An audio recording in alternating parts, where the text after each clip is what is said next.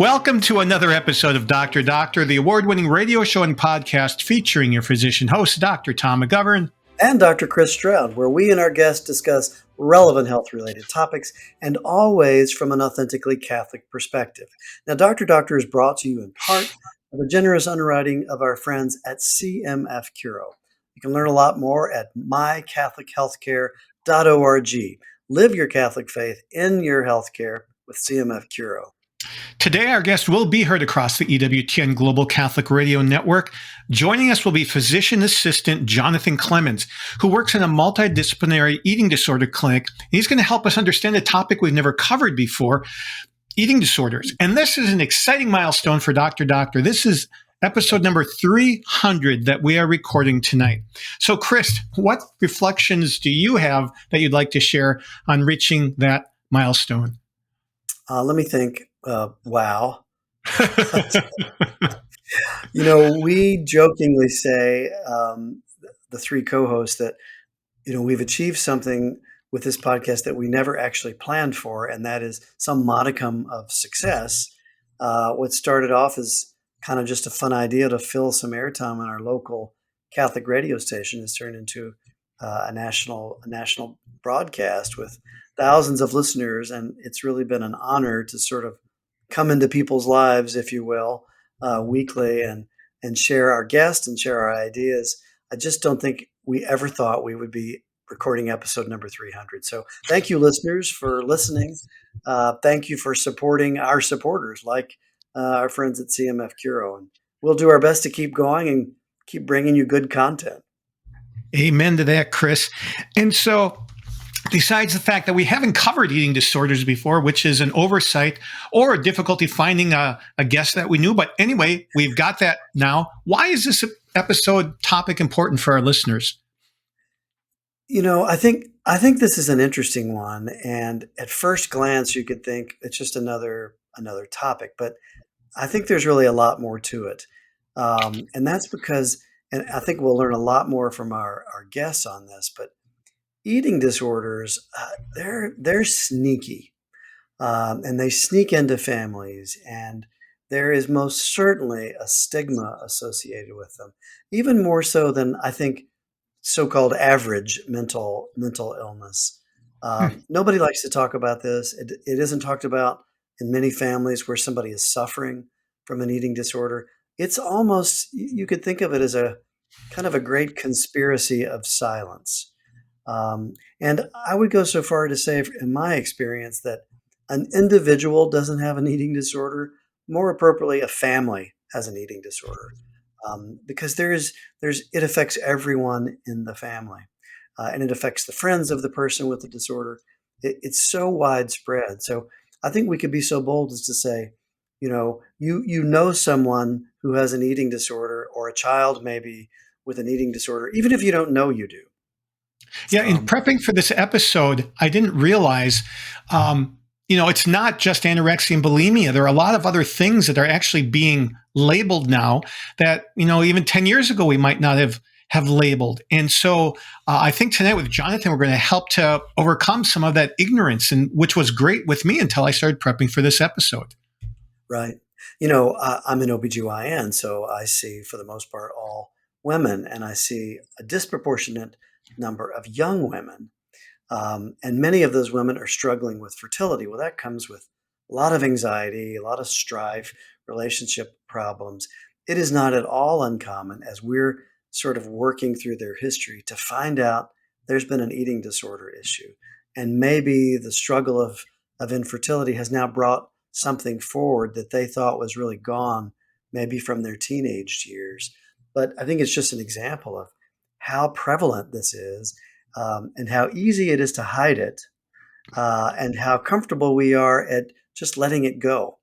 So I hope he has some great tips for us as parents, as spouses, as friends, on how do we reach out to people that we think may be having a problem and offering them some help, because it is just so prevalent. And I think often, like you said, it's a disorder that affects families. And I wonder how often it affects more the family members than the person themselves who thinks that things are normal for them. Yeah. Yeah, and we're a culture, not just in the U.S. but especially in the U.S. that's really obsessed with appearance, more specifically with body image. And can you think of a more awkward individual than a teenage girl who is trying to understand herself and her body and where she fits into the world, and then being bombarded with all kinds of imagery from TikTok and the like about what the perfect body is. She doesn't see that when she looks in the mirror. And that would seem to me is just ground that's ripe for a body image disorder and an eating disorder. And I've been amazed to learn more about some of the physiological effects. Like if you're not getting enough calories in, your brain will not develop. And if you don't do it by the time the brain's fully developed, there's some damage you can't undo. The same thing with bones. We only build bones structure in mass up until about the same age, mid-20s, as our brains develop. So if we don't get enough calcium, our bones will never get as strong as they could have gotten. Yeah. I mean, again, sort of selfishly focused on my area of infertility. It's not at all uncommon for a woman who has an ovulation problem. She's not ovulating. When we start looking, we find that she has an eating disorder and she's not eating. Her body fat percentage is getting really, really low, and her ovaries turn off, which is not good if you want to be pregnant. Right. Well, with that, let's go to our patented medical trivia question of the day. And the category is hunger. Yes. What else? Why not? Okay. So, as a prelude, our bodies produce chemicals that can make us feel hunger and or hungry or well fed. One of those chemicals is called leptin. It's produced by fat cells and it regulates our hunger over the long term and tells us we are not particularly hungry. But the more fat cells we develop up to a point, the more our appetite is suppressed. But when we get so many of them, our fat cells become resistant to leptin and we don't get that signal. Now, in the short term, there's another chemical called CCK, which is released when we eat to cause us to feel full over a period of hours instead of days or weeks. So with that background, I have a simple question, one-word answer.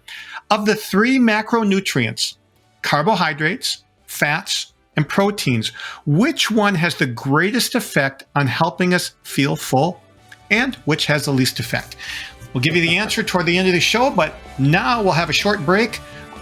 And then we'll come back with Jonathan Clemens and eating disorders here on Dr. Doctor. Welcome back to this episode of Dr. Doctor, and we have with us physician assistant Jonathan Clemens, who's going to talk to us about eating disorders. Jonathan is owner and a clinician for Ergo Care Clinic, easy for someone else to say, occupational family medicine in Olympia, Washington. He also works at the Emily program, which is an eating disorder clinic in Lacey, Washington, where he's been for 3 years.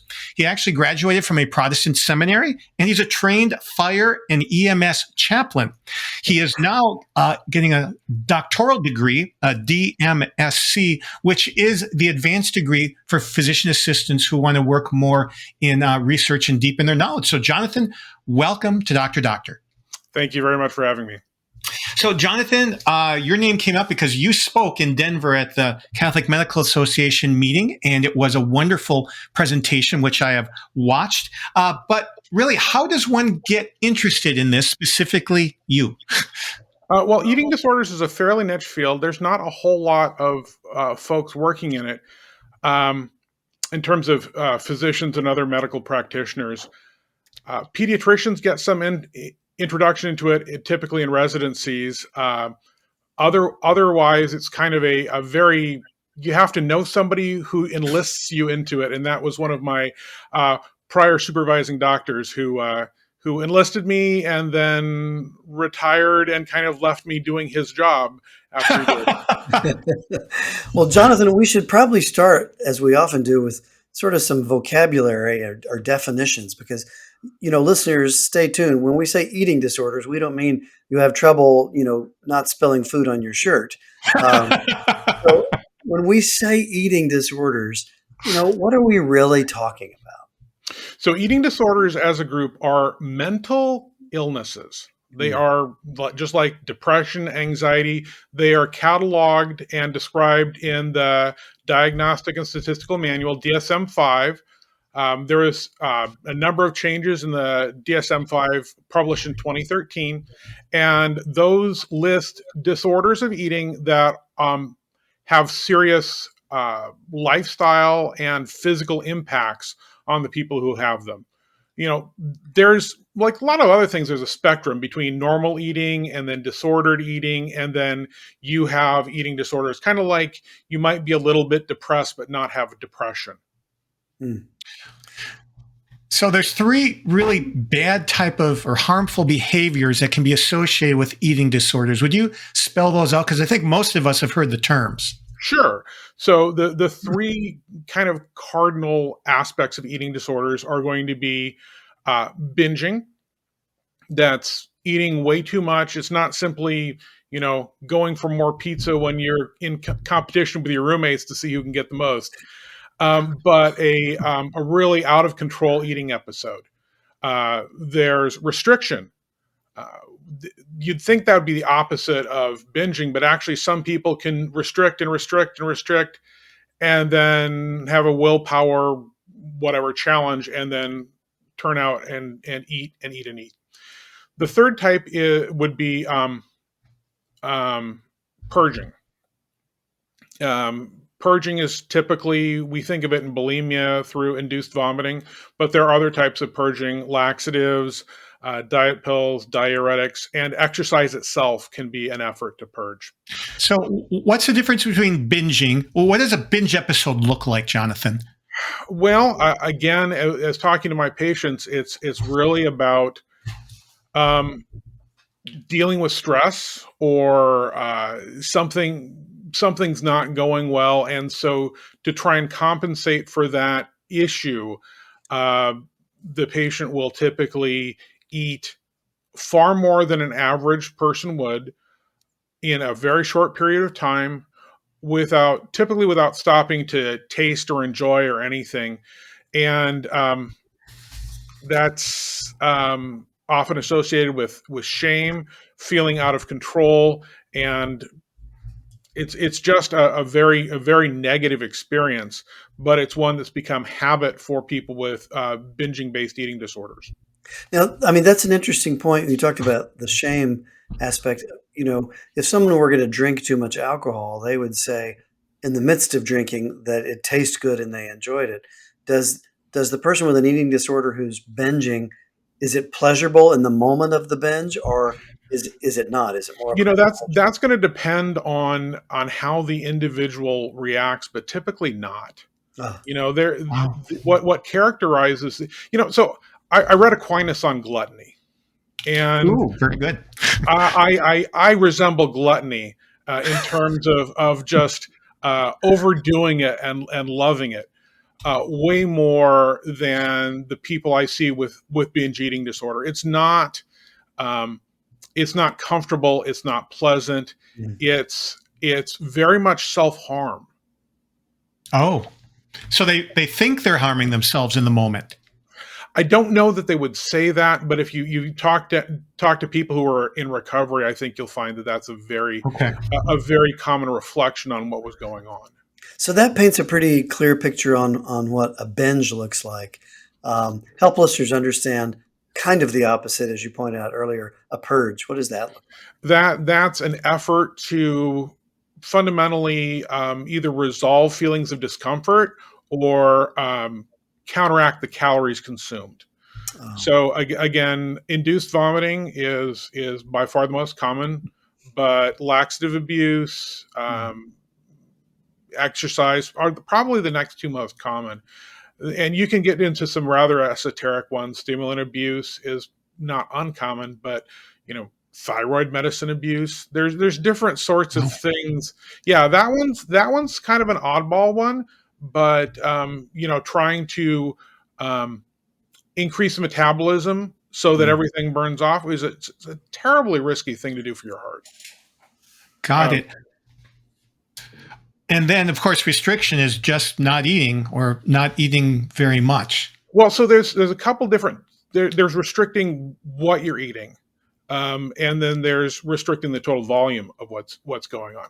So there's the Okay. two main restrictive diagnoses are going to be anorexia nervosa, which is the most commonly, most well known, and sometimes the most visually obvious at its late stages, where people simply don't look like they've got enough muscle on them. You can actually see, you know, we start to see people as looking unhealthy when the paraorbital fat pads, you end up kind of a skeletal appearance in the face when those have been, consumed by the body. So you've got restriction to restrict because of a desire to look thin, Mm. to be thinner, a poor perception of what one's body looks like. Um, that's a key hallmark of anorexia nervosa. The other avoidant restrictive food intake disorder, um, you can have people who are not wanting to eat because they don't like the texture of food. That's often associated with sensory processing, sometimes with autism spectrum disorders. You've got folks who are afraid something bad's going to happen. Somebody who has a fear of vomiting, Mm. and they never want to be full, afraid that will prompt further vomiting if they've had a bad experience in the past. And some people have no appetite for really no discernible reason, and they just restrict even without a desire to make themselves thinner. So yeah, that whole diagnosis of ARFID, the avoidant restrictive food intake disorder, was something I hadn't heard of until a few months ago. So I think we'll get a little more into that. But before we do, what are some of the medical problems that happen in your patients' bodies if they're binging, purging, and or restricting? So binging is not good, but it's the least directly harmful. Obviously, caloric intake will increase weight, and as the BMI climbs, there are issues associated with that. I think we'll probably get into that a little bit later when we talk about weight loss.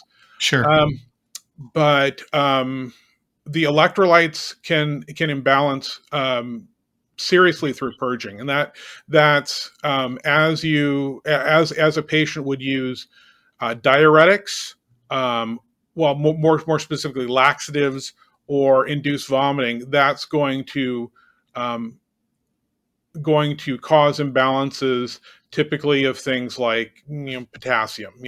Not that for our listeners, potassium's a pretty important electrolyte. If that's goofy, you can get muscle aches first, and then you start having heart problems, which can be fatal. And then if we move on to the GI system, what happens there if you're not getting enough calories or if you're using laxatives?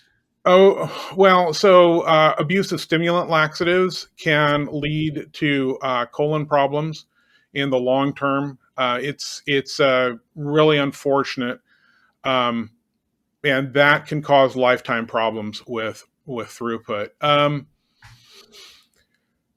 With restriction, one of the things you get is delayed transit time. So from plate to toilet, your food is going to as you restrict, your body will slow down and try and get every single calorie out of every bite you eat. And so the body increases its efficiency. But one of the challenges is, and one of the things we deal with all the time in refeeding people, is it takes a while. So the stomach has delayed gastric emptying. Okay. And so when we try and feed people a normal amount of food, that just seems like an incredible amount, not just sort of mentally, but physically as well, because the stomach is not used to emptying on a schedule that you or I would have. So these don't occur in isolation. There's usually some hangers on with each of these diagnoses, aren't there? So the diagnoses, like everything else in the DSM-5, it's descriptive, and there is definitely overlap between them. So one of the things we see is that putting people with different diagnoses together in one treatment group will often folks will give each other insights.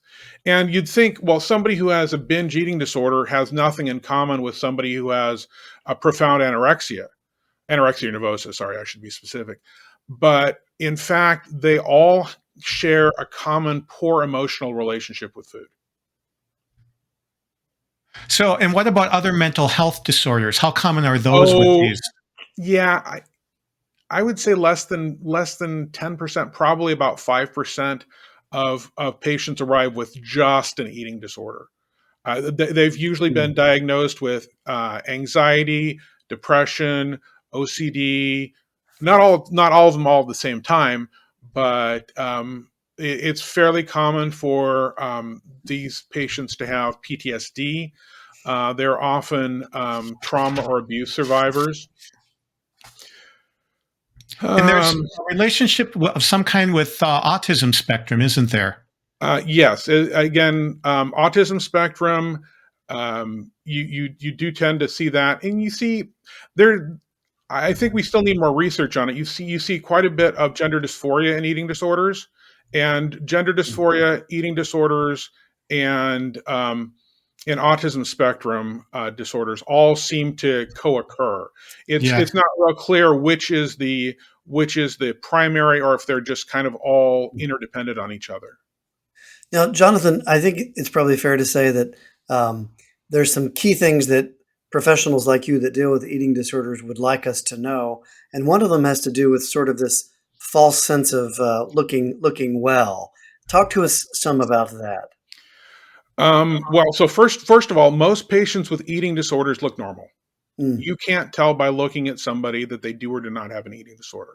There are some people with really late stage anorexia or late stage binge eating disorder whose BMI are going to be well outside the norm. So you can see them and you say, I bet that person has an eating disorder.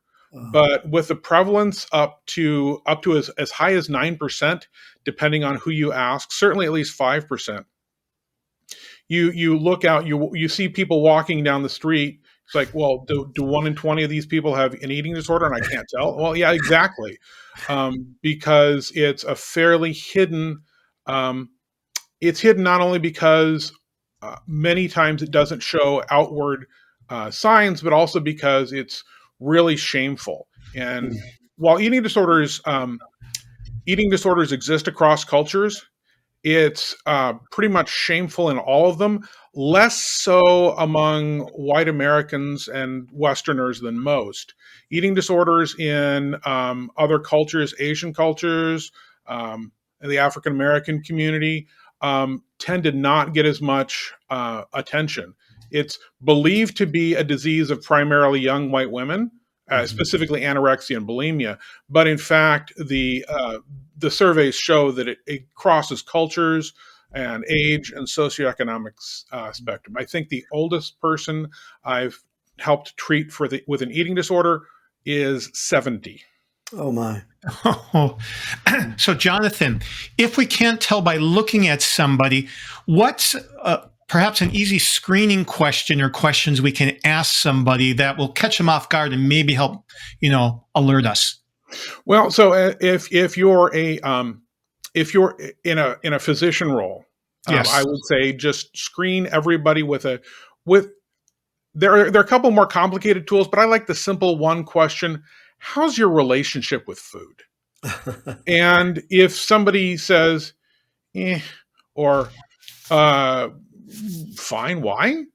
That's probably a normal response.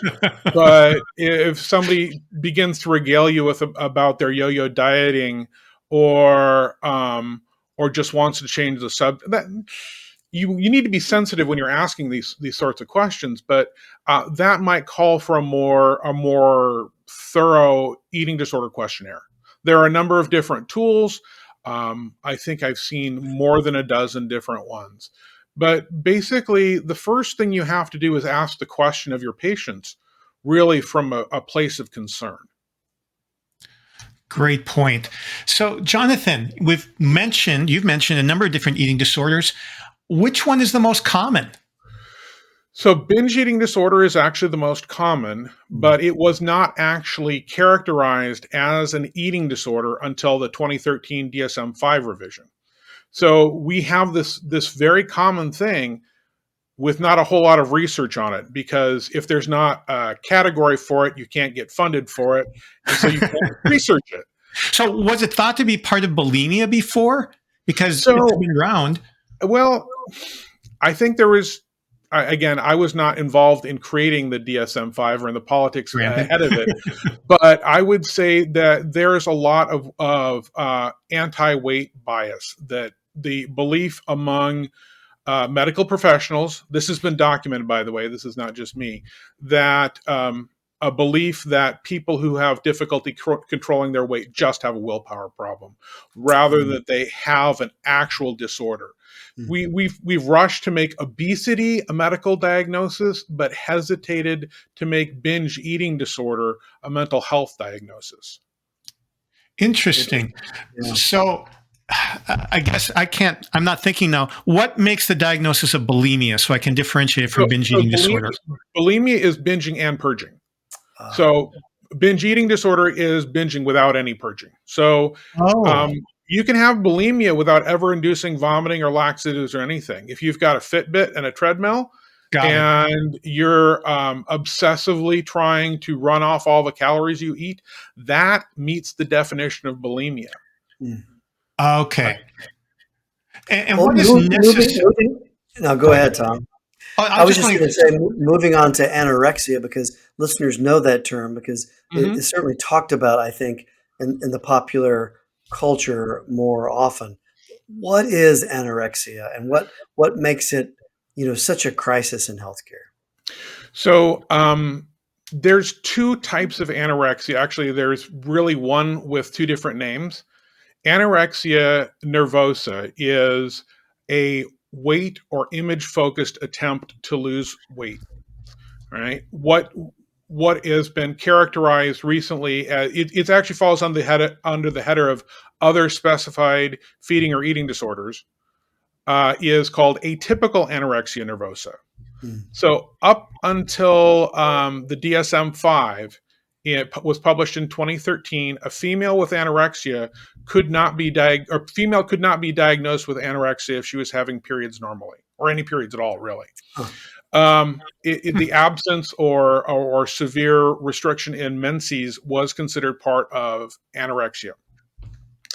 But really, if you have a 5'5" woman, and one loses weight from 150 to 110 pounds, that's a pretty serious weight drop.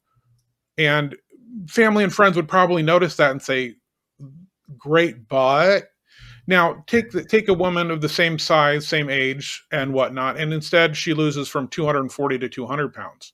So the same weight loss, the same height is considered, oh, you're doing well on your diet. Well, in fact, the underlying physical consequences of restricting are going to be very similar between those two women. So this is a kind of a culture problem, right? We value restricting by those with higher BMIs, ones whom we might consider having an obesity diagnosis, but express concern when it's normal weighted patients going to become underweighted. So atypical anorexia nervosa is probably the most insidious and invisible of the eating disorders. The patients who experience that are often affirmed by their medical community, who doesn't see this as necessarily a problem, even though you've got malnutrition going on there. Even though they're significantly overweight. It's just where they started from. So how can somebody recognize if this is going on? So if you see this in friends or family, I think that one screening question is a great one. But if you're looking at it as a medical practitioner, when you start seeing things like this, I strongly recommend just pulling out. There are a number of different, multi-question, one sheet screening tools that will give you, if your patient's honest with you, give you a fair assessment if there's something going on. If a primary care clinician sees something like that, I think the best thing to do is refer to a comprehensive eating disorder clinic, where Very you've good. multi-specialists. The first thing they're going to do with referral is really get the patient on the phone and go through an even more detailed Right. analysis of what's going on. What have you eaten in the last 24 hours? What are your weight trends? What was your highest weight, lowest weight? And for children, for kids, we definitely want to see pediatric growth curves. Yeah. So for those not familiar with them, that's where they plot your kids' weight by age, and then you'll tend to see that most normal kids will track along the anticipated growth curve. But if something changes and there's a deviation at some point, that's um, a real trigger. Especially, I think you'd have to look at which curves. But it's like if you cross a couple of different lines, then that's definitely a hallmark that your pediatric patient has problem or has something going on that needs more evaluation. And this So is a good Jonathan, point to take a break. Before we head into the second half of the interview here on Dr. Doctor, we'll be back with more on eating disorders. and welcome back to Dr. Doctor. Jonathan, we're so happy to have you with us talking about this serious problem. I'll bet most listeners would say, yes, anorexia nervosa can be fatal. They've heard of movie stars and other prominent figures that have died. Um, how does one die with this? I mean, is it a death by starvation? Is it more complicated than that? And is it the most likely one to cause death? So, of all of the mental health disorders, anorexia nervosa, binge purge subtype, that's where you have characteristics where it's primarily restricting and underweight, but also binging and purging are associated with that as well. Mm. That is the second most fatal mental health disorder. It was apparently number one until opioid use disorder passed it. Wow. And as you know, we all know how that kills people. Yes. Um, with anorexia nervosa, you've got starvation, absolutely, and that is really nutrition-induced cardiac arrest, Wow. Oh, where you simply do not have the energy to keep the heart beating. Right. It's one of the things we can see in really advanced cases is that people's heart will beat very, very slowly. Mm. And here's a tidbit: if you have a teen patient who says I'm an athlete, like, great, you've got a nice low heart rate. Get up, run to the end of the hallway and back, and let me check your heart rate now, because a starved heart will jump up in heart rate where an athletic heart wouldn't. Ah, All right, so that's interesting. just a quick tip there. yes. So that's starvation. Really, just the body runs out of energy to live, to do the things it needs to do to keep the body alive. And there's way more that happens before then.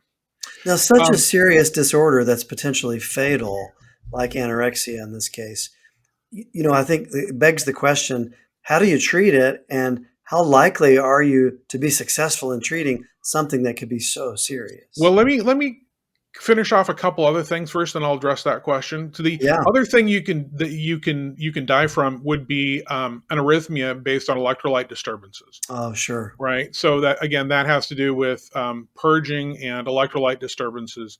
And the third thing is suicide. Oh, Suicide sure. of people with, and again, typically with other comorbid mental health conditions as well. Suicide is tragic no matter what surrounds it, but is relatively common in advanced eating disorders. Now, Mm, about treating eating disorders, I think this is a good segue, because you really need to take eating disorders seriously. It is mm, not typically a phase. By the time somebody notices it in a teen or a young adult, it will often be fairly ensconced in their life. This is not something that you're going to give them a pep talk to say, you need to eat more. What can we get for you that you like, and expect it to get better. You really So, want to have. so Jonathan, before you get into details, what do parents miss as early signs that we don't want them to miss as early signs of an eating disorder in one of their kids? So it really depends on the eating disorder, but I would say let me answer that a little bit different. I think probably the best protective factor is going to be family meals. Mm. So if you can get your kid, and you can make yourself sit down and have family dinner multiple times a week, there's actually a lot of socialization and mental health benefits to that besides just the eating disorder spectrum. So if you're having your if as a parent you don't see your kid eating, you're going to miss whether they're eating too much, too little, eating the same thing every time. Now, for some younger kids, they have a very regimented what they like to eat, and that's usually okay. But when in doubt, talk it over with your pediatrician. You know what that reminds me of is when we took the kids to restaurants when they were little, they wanted to go to all these different restaurants so that they could order chicken fingers and fries at every restaurant. That's not an eating disorder. That's just being 4. Exactly. There's appropriate levels of concern, but you should also be able to reassure yourselves. Again, talking with your pediatrician or other, medical professional, that your kids are actually doing about okay. And again, they may say it's fine, it's fine, it's fine. No, mom or dad, and then actually open up to somebody else about what's really going on. Sure. We have, that's not unique to eating disorders. Kids oftentimes seem to want to go to somebody else with problems that really parents should be the first ones addressing. But I think we've done a pretty good job of convincing listeners that this is serious. It needs to be taken seriously, and a little bit on prevention there. But go back to your earlier comments, or where you started to talk about treatment. So hopefully you've got some good news for listeners about treatment successes. Well, one of the interesting things is, so the best thing to do is early identification and early intervention. Sure. Rather than kind of escalating treatments, we would typically recommend people get to the highest level of care that's appropriate and work their way back down. There are multiple levels, from hospitalization through programs that are every weekday for multiple hours, all the way on through outpatient. So typically get into a comprehensive eating disorders care center. Oftentimes folks in rural areas are not going to have as much access to those. Unfortunately, we've seen over a doubling in the demand for eating disorders use or eating disorders treatment since the pandemic. Oh my! Basically, it upset everybody's apple cart. For the people who were compensating, by going to the gym, that was their thing. Then all of a sudden they couldn't do that, and then things have gotten out of hand. What they used to do didn't work anymore. So, Jonathan, how do you find a trustworthy place? Because, some experience that I've had in looking at places, it's hard to find places that are not going to have a very different agenda on how they see the human person than the way we might see the human person. I don't have an answer for that. I think one of the things you see very commonly eating disorders treatment is Cartesian dualism. That is, I have me, and then there's my body, which is something that's separate from myself. So it really is, in classical Christian worldview, Gnosticism, where the flesh and the soul are considered different. And really, a Christian worldview holds that we are people made in the image of God. So again, I don't know that clergy necessarily have a really good handle on appropriate counseling for eating disorders, nor do most eating disorders facilities have a really good spiritual aspect to their care.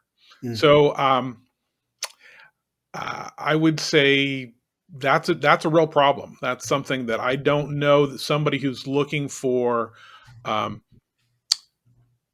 care focused on somebody from a classically Christian perspective is necessarily going to find.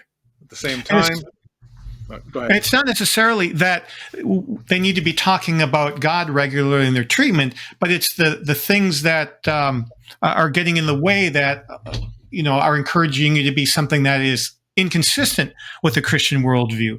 Because I think you had mentioned to me offline that sometimes it was either you or someone else I was telling you that too much talk about God during the treatment can actually sometimes be harmful. Mm. Sure. What you're gonna have is a lot of folks have feel unworthy and feel like they're alienated from God. God can't forgive them for something that's happened to them. There's a lot of trauma, and it there's room for more research on what level of spiritual care works best. I don't think there's been nearly enough of it that I've seen yet. So if there's a listener out there, a parent, and they have a child that they're concerned about, where do you recommend they start seeking help? So there are probably half a dozen major multi-state organizations that specialize in eating disorders. They're going to be your best go-to. Um, if well, all right, the other go-to would be a pediatrician. I would say start with them. If they say they're not really well trained in it, then I would go ahead and seek counsel from one of the major organizations. And you can just look up eating disorders in your local area. There's going to probably be something out of a major metro area in your state. Quite possibly nothing in a mid-sized town or smaller. And if you need help, then those are the people who are going to probably be best suited and situated to help. And it's usually a long road, isn't it, Jonathan? Yes. One of the interesting things is the research studies have been done for long-term remission from anorexia. When you're looking at patients who've had this maybe not well developed, but have been suffering with it for a long time, there can be a tendency to want to give up on people. Mm. In fact, there are significant numbers of people who continue to actually reach recovery after a decade or more of therapy. So Wow. this is once established, very, very tough. One of the things about eating disorders we see, especially in young adults, is those who aren't getting nutrition. Your brain is not an on or off thing. As near as you can figure, with poor nutritional states, important things like the prefrontal cortex, that's personality and development and rational thought and consequences and whatnot, all that seems to get kind of browned out by a lack of nutrition, and so you end up with people functioning really very much from the more fight or flight parts of the brain that are very black and white thinking, and it can be very challenging.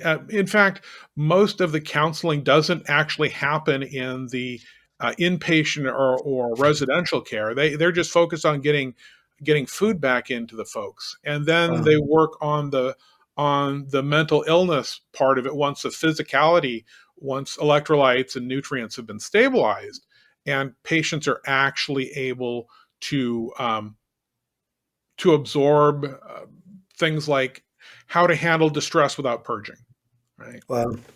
Listening to you, I'm reminded, and through my career, I've seen a handful of pregnant patients who are in recovery, so to speak, from anorexia, and pregnancy poses a huge challenge for them because the body changes, and it changes so much, and weight goes up, and it really has to go up.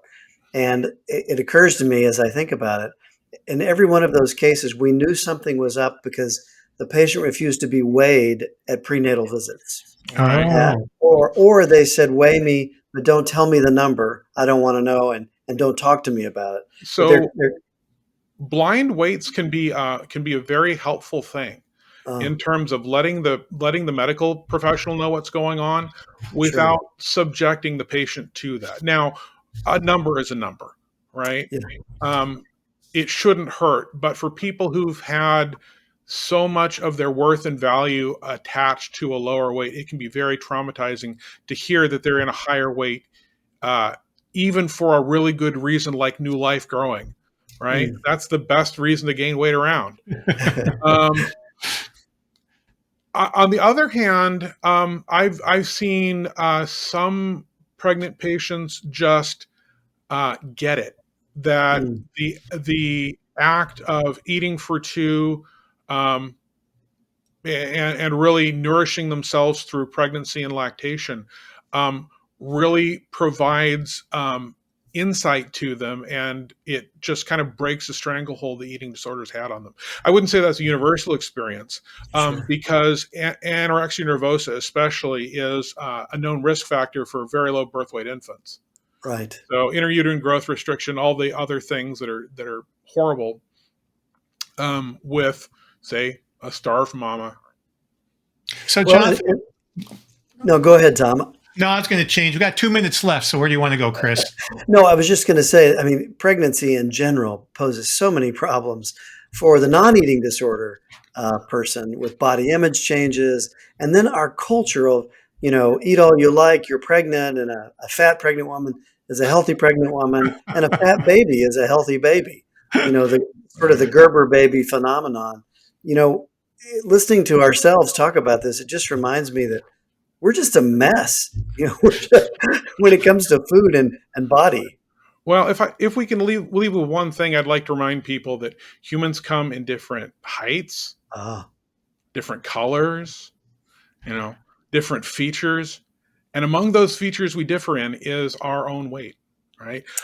We are not cookie cutters who should all be a particular BMI or wear a size 2 dress or whatever. That God made us differently, and our problems stem from when our culture tries to cram us all into identical boxes, and we go along with it. So there's plenty more that we can cover in this area, perhaps in future episodes. But thanks for giving us this, because it's an area that so many don't know about. So if you had one piece of advice for parents who suspect their children might have something going on, what would it be, Jonathan? I would say ask, and then follow up with whoever your child's medical care professional is, their pediatrician, pediatric PA or NP, whoever you've got. And if they can't give you a good answer, or if they're worried about it, go seek further professional help. Wow. Jonathan, thank you so much for being with us today. We hope to talk to you soon. God bless you. Thank you very much. Well, welcome back to Dr. Doctor, and welcome to the answer to this episode's medical trivia question. Tom, I'm just hungry to know the answer to this trivia question. You would be. So the 3 macronutrients, proteins, fats, carbohydrates, which one helps us feel the most full? And if you remember back to our guest from Wisconsin, Yes. Dr. Dave, he said to eat what first on your plate because it fills you the most? Eat the meat first. Eat the protein first, because protein makes us feel full faster than anything else. As he said, nobody binge eats just steak and steak. You eventually become full and you just stop. And then what makes you? What's the opposite of that one, right? Well, this is hard because the reference I have, the article actually said fat would be the least. That's hard. That's hard to imagine. I would have guessed the carbohydrates. I would have guessed the carbs too. So I'll have to do some deeper research. But of this review article, they said definitely protein is the one that makes you feel full the fastest. So anyway, that's that. And you have the top 3 takeaways for this show. Yeah, what a great topic. And it's great. It's a great topic in a as I mentioned, I think in the beginning of the show, in sort of an awkward, uncomfortable way, because it's clearly talking about a devastating problem that could affect our loved ones. And yet at the same time, it isn't talked about much. So, it would be easy to just ignore the topic because it is so unpleasant, like so many things with mental illness. But I really enjoyed learning from him. I think the favorite thing of mine that he said was repeatedly that idea that, we're all made in the image of likeness of God, but he makes us all differently. We're all different. Everyone, Tom, can't be as handsome as you and I. It's just, Thank God. it's just not going to happen in this That's world. right. And then I really liked his screening question that if you think there's a problem in reference to your child or anyone else or a patient if you're in healthcare, ask, is there a problem? What's your relationship with food? And then if there appears to be a problem, direct them, to a resource to get help. But if there's a problem you think there is, just ask. And then lastly, and in no way least important, how many guests have we had on different topics that catalog for us the number of bad things that could be solved by simply sitting down together as a family and sharing a meal? I'm not sure how many times we have to hear that as a people to really take it to heart. But again, in this case, with eating disorders, that's a perfect way for us to watch our children and try to get a sense of what their relationship with food is. Yep, that was incredibly practical. And I think we're planning on another episode with him, which is going to have more patient stories, which I think is going to be fun. But there are many other things we can talk about with him. But we thank you for listening this time with Jonathan Clemens on eating disorders here on Dr. Doctor. You can find this in all our old episodes, really 300 of them now, on drdoctor.org. You can search the episode archive by guest or topic. And now we offer video versions of a lot of our shows. So just click on the YouTube link that's near the top of our homepage, drdoctor.org. And you can see this, if you care to, on video as well as audio. And if you've got a question about something we've covered, or you have an idea for a topic you'd like us to cover, we would love to hear from you. Click on the button where it says Submit a Question. This is Dr. Tom McGovern. And this is Dr. Chris Stroud. We're signing off until your next dose of Dr. Doctor.